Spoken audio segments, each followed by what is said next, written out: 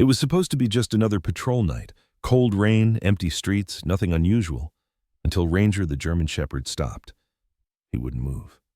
He just stared toward the back of the hospital, growling low. Officer Nathan followed his gaze, and that's when he saw it.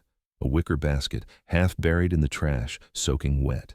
Inside was a little girl, pale, trembling, barely breathing. He lifted her gently, his heart breaking with every shiver from her tiny body. And in that moment, something inside him changed. Because sometimes miracles don't come with thunder or lightning. They come quietly, in the form of a loyal dog and a child the world forgot. Before we begin, tell me, where are you watching from? Drop your country in the comments below. The night air of Ravenbrook was heavy with moisture, clinging to every surface like a memory that refused to fade. The moon hung pale and distorted above the silent town, its light slicing through the fog that curled around the edges of the old Ravenbrook Memorial Hospital. Officer Nathan Hale, a man of 56, adjusted his worn leather jacket as he walked the perimeter behind the building, the rhythmic click of his flashlight echoing off the cracked pavement. His companion, a 6-year-old German Shepherd named Ranger, padded silently beside him. Ranger was massive, his fur a blend of deep sable and gold, his amber eyes sharp yet strangely human. He had served beside Nathan for years, a rescue dog turned police partner, and though the animal moved with discipline, his gait carried the quiet sorrow of one who had seen too much. Nathan's own face mirrored that weariness, deep lines carved through his weathered skin, the remnants of decades spent chasing criminals, consoling victims, and standing too often over the dead. His graying hair was cropped short, his square jaw unshaven. There was a gentleness in his blue eyes that contradicted the years of hard duty, a trace of the father he once was before losing his daughter, Lily, in a car accident 15 years earlier. That loss had hollowed something in him, replaced laughter with silence and warmth with duty. Tonight was supposed to be routine, but routine had a way of ending badly in places like Ravenbrook. Ranger's ears twitched first. The dog froze, muscles tight, head low to the ground. Nathan noticed the sudden shift, that precise, almost electric moment when instinct overtook habit. "What is it, boy?" he murmured. Ranger moved forward, tail stiff, nose skimming the cold air. Then came the sound. Faint, almost indistinguishable at first. A cry. Not sharp, not desperate, but broken, like someone crying into their own hands. It came from the back corner of the hospital grounds, near the old waste yard where discarded medical bins and trash from the morgue were dumped before weekly pickup. Nathan followed, heart quickening, flashlight beam cutting across rusted dumpsters and broken glass. The smell was harsh, bleach, decay, and something metallic that turned his stomach. Ranger began to whine, then bark, short bursts that carried urgency rather than aggression. He pawed at something near a pile of toppled metal bins. Nathan swung the light toward it and froze. There, half hidden beneath a torn tarp, was a wicker basket soaked through from the evening drizzle. The fabric lining was smeared with dirt and something darker. Nathan's breath caught as the beam revealed a small hand, pale, trembling. "Dear God," he whispered. Dropping to his knees, he brushed the cloth aside. Inside lay a little girl, no older than 7. Her skin was white as porcelain, her lips cracked, her tangled brown hair clinging to her face. She wore a thin hospital gown, far too large for her small frame, and around her wrist hung a handmade fabric bracelet, its letters stitched unevenly. Emmy.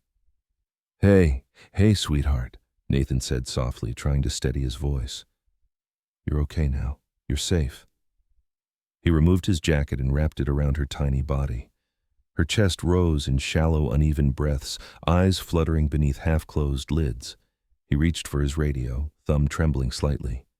"Dispatch, this is Officer Hale.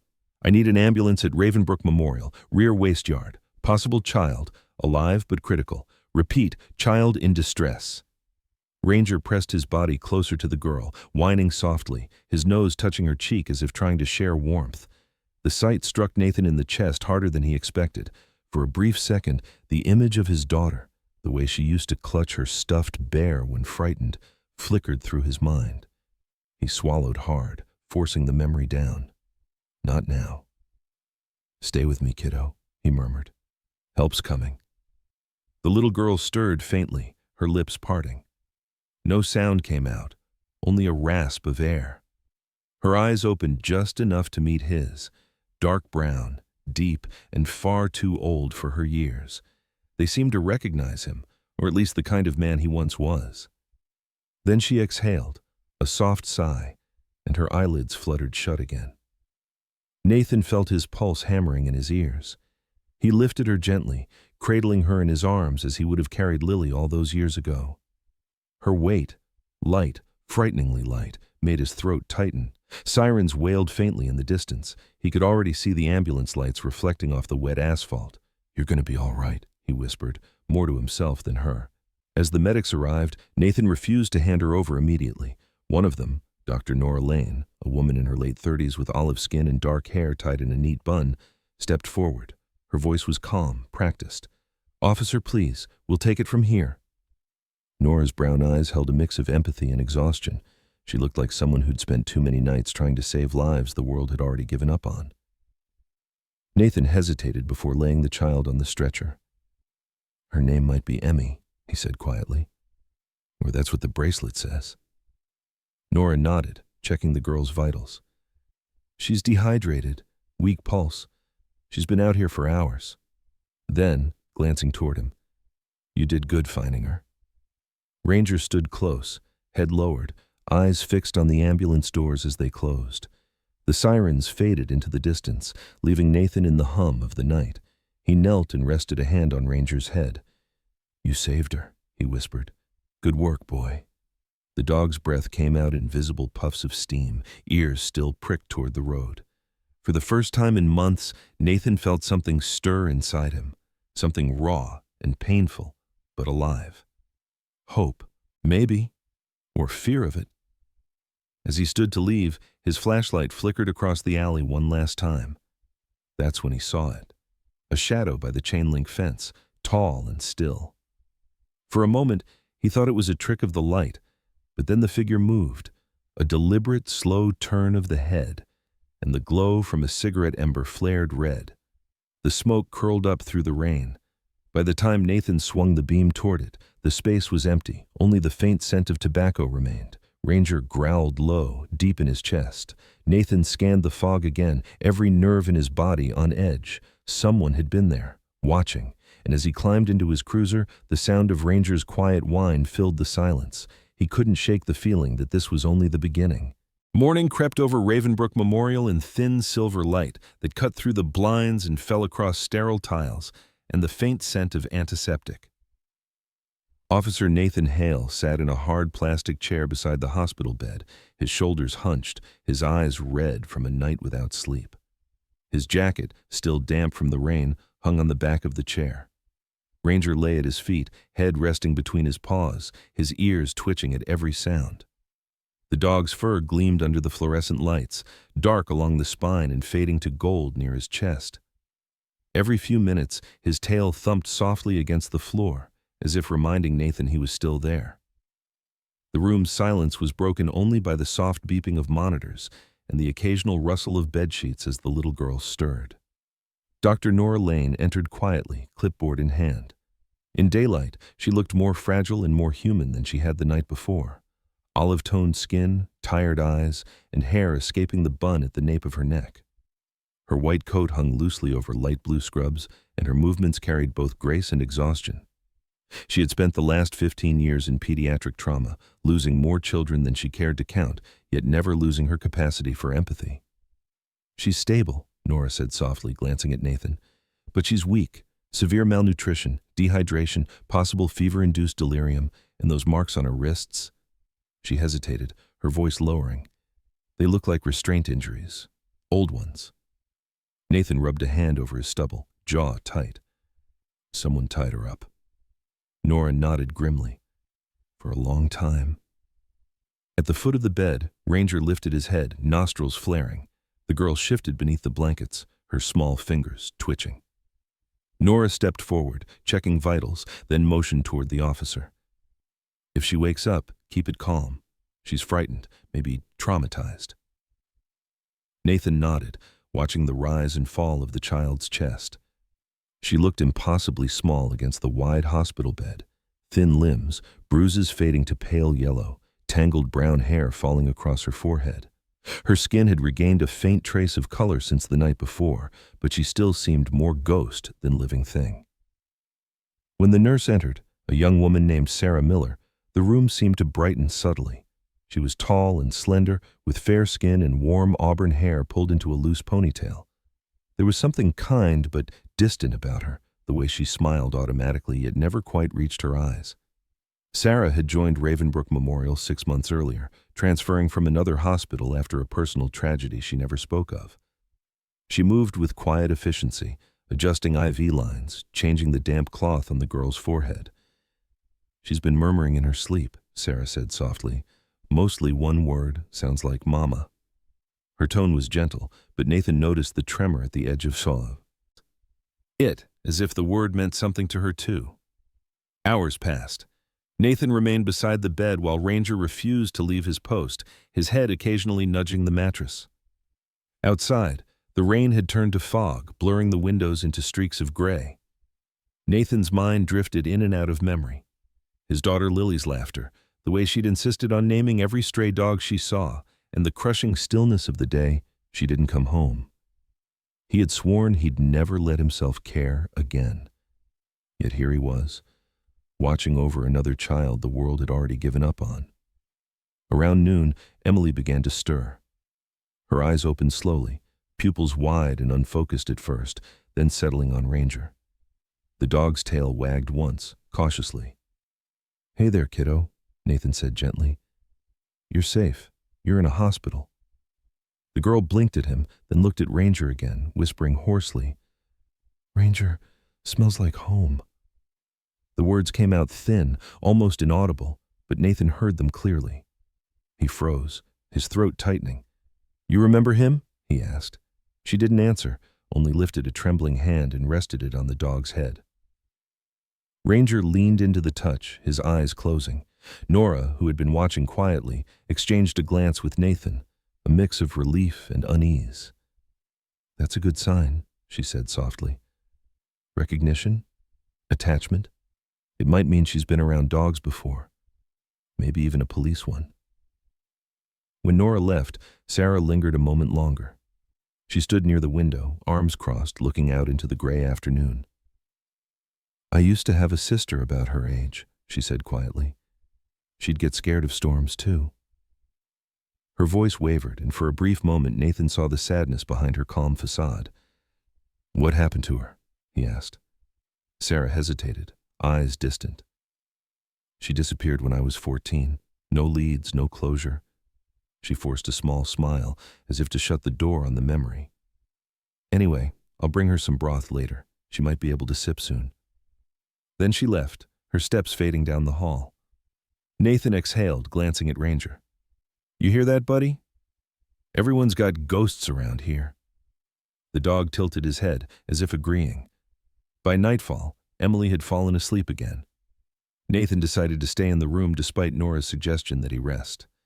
The rhythmic beeping of machines filled the silence. He leaned back in the chair, exhaustion creeping up his spine, when Ranger suddenly stiffened. The dog's head snapped toward the window, ears pricked, a low growl vibrating in his chest. Nathan straightened instantly. "What is it?" he whispered. Ranger's growl deepened. Nathan crossed the room and peered through the blinds. Outside, the hospital parking lot was cloaked in fog, the sodium lamps casting weak halos of light. At first, he saw nothing, just mist curling along the asphalt, but then a shadow moved between the cars, deliberate and slow. Nathan's instincts kicked in. He turned off the light, drawing the curtain slightly open. The shape approached the building's edge, close to the emergency exit. A man, tall, broad-shouldered, wearing a dark overcoat. His face was hidden beneath a hat, but the faint glow of a cigarette revealed the hard line of his jaw. Nathan's stomach twisted. It was the same silhouette he'd seen the night before behind the fence. The man turned his head toward the window, toward Nathan, and for one chilling second, their eyes met through the fog. Then the man dropped the cigarette, crushed it under his heel, and walked away into the mist. Nathan waited, listening for footsteps, but there was only silence. Ranger paced restlessly near the window, fur bristling. "Easy," Nathan murmured, scratching behind his ears. We'll keep watch tonight." He looked back at Emily, sleeping soundly, her small hand still clutching the blanket where Ranger had rested his paw earlier. He sat down again, the weight of unease pressing heavy on his chest. Whoever that man was, he hadn't come there by accident, and deep down, Nathan knew this was far from over. The rain had passed, leaving the air cold and washed clean. By late afternoon, clouds hung low over the town of Ravenbrook, a thin gray veil pressed against the horizon. Officer Nathan Hale drove his aging police cruiser down the cracked road leading toward the outskirts, where the town gave way to fields of withered grass and abandoned houses half swallowed by vines. Ranger sat in the passenger seat, his broad head resting on the window frame, amber eyes scanning the world outside with alert patience. Every few minutes, Nathan glanced at him, as if reassured by the dog's steady presence. The night before, that shadow outside the hospital hadn't left his mind. He needed answers. And there was only one place to start. The address scrawled inside the hospital's missing person files: Leanne Ward, last known residence, 14 Maple Hollow Road. The property stood at the end of a dirt path overgrown with weeds, the house a hollow skeleton of what once had been a modest home. Paint peeled from its siding, and the windows were blind with grime. As Nathan pushed open the rusted gate, its hinges groaned like something alive. "Stay close," he murmured. Ranger moved ahead, silent and precise, his paws leaving faint prints in the mud. Nathan's flashlight beam cut across a broken porch and through the doorway, revealing dust thick enough to muffle sound. The smell of damp wood and decay clung to every surface. Inside, the house felt like a place abandoned in a hurry. A single shoe near the staircase, a calendar on the wall frozen in 2018, children's drawings faded to pastel ghosts. Nathan moved slowly, scanning each room. Ranger's nose brushed against furniture, trailing invisible paths of scent. When they reached the narrow hallway at the back, the dog stopped abruptly. His body stiffened, tail raised. Nathan followed his gaze. There, near the end of the corridor, stood a door, small, metal-framed, secured with a padlock from the outside. Nathan's gut tightened. He crouched, brushing dust from the lock. "Locked from outside," he muttered. "That's not right." He pried it open with a small crowbar he'd brought from the car, the lock snapping under pressure. As the door creaked inward, stale air spilled out, thick with the scent of rot and dust. The beam of his flashlight revealed a child's room, or what remained of one. A tiny bed sat against the wall, its sheets torn. Shelves held a few old toys, a plastic horse, a half-missing puzzle, a stack of storybooks warped by damp. On the wall, a crude drawing made in crayon showed a girl holding hands with a tall woman beside a brown dog. Scrawled under it, in uneven letters, "Me and Mama and Ranger." Nathan froze. His throat tightened as he glanced down at the dog, whose ears twitched at the sound of his name. "It can't be," he whispered. But Ranger, sensing the unease, paced the room and stopped near the far corner, sniffing at the floorboards. He began to scratch, slow at first, then urgent, his claws rasping against the wood. Nathan knelt beside him. "What have you got, buddy?" He shone the flashlight down and saw it, one board slightly raised, nails rusted and loose. With the crowbar, he pried it open. Beneath was a small cavity lined with cloth. Inside lay a rag doll, hand-sewn, its button eyes missing, its fabric faded. The name Emmy was stitched across its chest. Beneath the doll rested a small leather-bound journal, its pages swollen with damp. Nathan opened it carefully, the paper flaking at the edges. The handwriting was shaky, rushed. January 3rd. "He's getting worse. I've told him we have to leave, but he watches the house at night. Emily hasn't spoken in days. I keep her in the back room now. It's safer there. January 5th. I heard the car again last night. If anyone finds this, please protect my daughter. She's innocent. She's all I have." Nathan's hands trembled slightly as he turned the final page. The last line was written in uneven, almost desperate strokes. "If you find this, protect her. Emmy keeps the secret they fear." He closed the book and stared at the doll again. "Emmy keeps the secret," he repeated quietly. Ranger whimpered beside him, his gaze fixed toward the open doorway. A chill crept up Nathan's spine. Then came the noise, faint, deliberate, from somewhere in the hall. A creak, like a footstep on old wood. Nathan rose instantly, flashlight in one hand, the other hovering near his holster. "Hello?" His voice echoed down the corridor. Silence followed, heavy and unnatural. He motioned for Ranger to stay, stepping into the hallway. The air felt thicker now, colder. A shadow shifted across the far wall, quick like a ripple in darkness. Nathan aimed his light, revealing nothing but peeling wallpaper. Still, he knew someone had been there. Ranger began to growl, low and deep. The sound vibrated through the house. Suddenly, a crash erupted from downstairs, the front door slamming shut with force. Nathan spun toward the stairway, gun drawn. "Police!" he shouted, but his voice was swallowed by the echo of rain against the roof. He reached the landing just as Ranger bolted ahead, barking furiously toward the front room. Nathan followed, heart pounding, scanning the space, but there was no one. The door stood wide open now, swaying in the wind. Whoever had been inside was gone. Ranger sniffed the threshold, his hackles raised. Nathan crouched beside him and found a faint smear on the floor. Ash and the faint, acrid smell of tobacco. The same cigarette scent he'd noticed at the hospital. He clenched his jaw. "So it was you," he muttered. A sound upstairs made him freeze, a soft click, like metal against glass. He turned back toward the staircase, listening. Nothing. Only the wind sighing through the cracked window panes. He exhaled slowly, tension easing just enough for his hands to steady. "We're leaving, Ranger," he said finally. "We've got what we came for." As they stepped outside, twilight had fallen, painting the sky in bruised colors. Nathan locked the gate behind him, glancing once more at the empty windows. For a moment, he thought he saw movement behind the curtain, a flicker of pale fabric. But when he looked again, there was nothing. Ranger barked once, sharp and uneasy. Nathan's fingers tightened on the doll he still held. The stitched word, "Emmy," caught the fading light, crimson against the frayed cloth. He didn't notice the figure standing half-hidden beyond the trees, watching. By morning, Ravenbrook Memorial was cloaked in rain again, a steady drizzle whispering against the windows of Emily's hospital room. The world beyond the glass blurred into gray, but inside, the air felt still. Too still. Officer Nathan Hale sat by the bedside, his fingers tracing the worn stitches of the rag doll he had found the night before. Its button eyes were missing, the seams faded, but the name Emmy, stitched in crimson thread, remained stark, unyielding.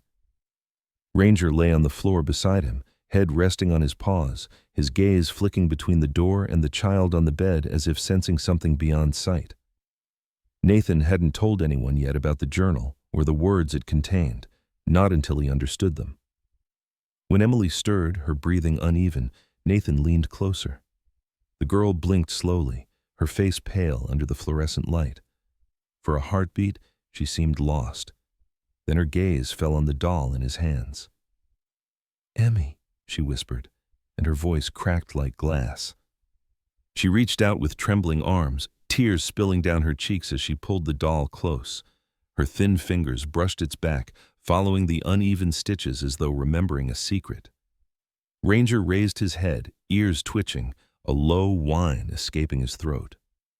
Dr. Nora Lane entered quietly, her hair damp from the rain. She looked weary but composed, her olive-toned skin pale under the strain of too many sleepless nights. "She's improving," Nora said softly, checking the monitor. "Slowly, but there's still fever." Her eyes drifted to the doll. "That belonged to her?" Nathan nodded. "Found it at her old house." Nora frowned. "That place was condemned years ago. You shouldn't have gone there alone." "I wasn't alone," Nathan said, glancing at Ranger. "And I needed answers." Later that afternoon, Sarah Miller entered carrying a tray of soup and medicine. Her auburn hair was tied back loosely, raindrops still clinging to the strands. She smiled gently at Emily, who was tracing the doll's seams again, whispering something too faint to catch. "She hasn't let that go since you brought it," Sarah murmured to Nathan. "Sometimes a single object can hold more comfort than words." She set the tray down, her eyes meeting his for a fleeting moment, kind, but shadowed. There was something in Sarah's expression, a flicker of recognition when she looked at the doll, but she turned away before he could ask. That evening, the rain intensified. Nathan sat with his notepad, rereading the fragments from Leanne Ward's journal. The last entry haunted him. "Emmy keeps the secret they fear." He turned the doll over again, noticing for the first time a faint bulge under one of the back seams. "Emily," he said softly. Do you remember what your mother told you about this doll? The girl looked up, her brown eyes wide. Mama said Emmy is brave, she said in a whisper. She said, Emmy remembers for me. Nathan's chest tightened. Do you think you could show me what she remembers? Emily hesitated, then held the doll carefully. With small, deliberate movements, she tugged at the loose stitching on the back. The thread gave way with a faint snap. Inside, wrapped in a piece of wax paper, was a tiny silver key, no bigger than a coin. Nathan's eyes narrowed. You've got to be kidding me, Ranger barked once, as if in agreement. Within an hour, Nathan was back at Leanne Ward's house. He didn't go through the front this time. He knew exactly where to look. Rain lashed against the roof as he pried open the same floorboard where he'd found the doll. The cavity was deeper than he'd first thought, lined with waterproof cloth. At the bottom sat a metal box, rusted but locked. He inserted the silver key. It clicked. Inside lay a small USB drive, a folded letter, and a photograph of Leanne and a man standing near the old hospital, smiling in a way that didn't reach their eyes. Nathan unfolded the letter. The paper was stiff, the ink smudged but readable. To whoever finds this, it began, Robert Kane is not who he says he is. He used the children's program to hide his crimes. He took records, erased names, sold identities. Emily was supposed to disappear too. I ran, but he found us. If I don't make it, protect her. The truth is in the files. The signature, Leanne Ward, was shaky, as though written in haste. Nathan's jaw clenched. He had heard of Robert Kane, the director of social services in Ravenbrook County, a man in his early 50s, sharp-featured, tall, with steel gray hair and a smile practiced for cameras. Kane was known for his calm voice and political poise, but rumors followed him. Quiet settlements, missing paperwork, investigations that mysteriously went nowhere. Nathan had always distrusted men who looked too polished. He pocketed the USB, sealing the box again. As he turned to leave, Ranger barked sharply from the doorway. Headlights flashed through the rain. A black SUV idling on the road outside, engine running. Nathan killed his flashlight and crouched. The SUV lingered, then its headlights swept once across the house before pulling away slowly into the storm. The vehicle's plate was smeared with mud, unreadable. Nathan exhaled, tension coiling in his chest. They know, he muttered. Someone knows what we found. Ranger growled low, as if agreeing. Back at the hospital, it was close to midnight. The rain had turned to mist, wrapping the building in ghostly quiet. Nathan stepped into Emily's room, dripping wet, the USB drive clutched in his hand. Emily was asleep, Ranger now lying curled beside her bed, his body forming a silent guard. Sarah was there too, sitting by the window with a book on her lap. She looked up, startled. You're soaked, she said. Did you go back there? Nathan nodded. And I found this. He placed the drive on the table. Your boss, Kane. Do you trust him? Sarah frowned. Robert Kane? He's not my boss, but everyone here knows him. He funds half the hospital's social care programs. Why? Nathan hesitated, watching her face closely. Because he might be the reason that little girl's mother is dead. Sarah's expression faltered. For a moment, fear crossed her features, real and raw, but she recovered quickly. That's a serious accusation, she said quietly. You'll need proof. Nathan nodded. That's what this is for. As he turned toward the door, Ranger suddenly stood, ears pricked, his gaze fixed on the hallway. Nathan followed the dog's stare. Footsteps echoed faintly, slow and deliberate, stopping just outside the door. For several seconds, no one entered. Then the sound of retreating steps disappeared down the corridor. Nathan waited a moment before opening the door. The hall was empty, except for a damp footprint near the nurse's station, too large to belong to any staff he knew. He shut the door again, heart pounding, and glanced toward Emily. She stirred in her sleep, murmuring a single word. Mama. Nathan sat down heavily, the USB drive cold in his hand. Outside, lightning flashed against the glass, and in that split second of brightness, a dark reflection flickered across the window, someone watching from outside in the rain. The mountains surrounding Raven Lake stood draped in mist, their reflection trembling softly on the glassy surface of the water. The storm that had battered the town for days had finally passed, leaving behind a fragile stillness. The old cabin where Officer Nathan Hale now took refuge sat near the tree line, half hidden among pines, its porch overlooking the lake like a silent witness to time. The place had once been part of a search and rescue training base, long before it was decommissioned. Nathan had spent his younger years here, teaching new recruits how to track missing hikers, how to trust their instincts, and how to rely on their dogs. It was also the place where Ranger, then just a 1-year-old German Shepherd, had learned his first commands, his loyalty forged in the echo of whistles and mountain wind. Now, 6 years later, the cabin was both sanctuary and battleground, a place to hide, to think, and to plan. Inside, the light from the fireplace flickered across the room. Emily sat wrapped in a wool blanket near the fire, her small hands clutching a mug of cocoa. Her hair, no longer tangled and dirty, fell softly around her face. She had gained a little weight since the hospital, though her eyes still held the shadows of things no child should have seen. Nathan watched her quietly from across the room, seated at a wooden table littered with papers, a laptop, and the USB drive that had nearly cost them their lives. Ranger lay stretched across the floor by the door, his fur glistening with warmth, head lifting every few moments as if checking that the world outside was still safe. Dr. Nora Lane had arrived 2 days earlier. She had traded her white coat for a thick brown sweater, jeans, and hiking boots, clothes that made her look almost out of place, like someone trying to adapt to a world that didn't belong to her. Yet the determination in her dark eyes hadn't faded. "You were right," she said, breaking the silence. "The files on that drive, it's worse than we imagined." She handed Nathan a printed document, her hand trembling slightly. "It's not just Kane. There are others. City officials, charity heads. The program was a cover for trafficking identities and moving state funds. Children with no records, no families, they called them ghost beneficiaries." Nathan rubbed his temple, his eyes narrowing. "And Emily?" Nora exhaled. "Her name was erased from the system 2 years ago. On paper, she doesn't exist." Emily looked up from the fire. "Does that mean I'm nobody?" Nathan knelt beside her, his hand resting gently on her shoulder. "No, kiddo, it means they tried to make you disappear, and they failed."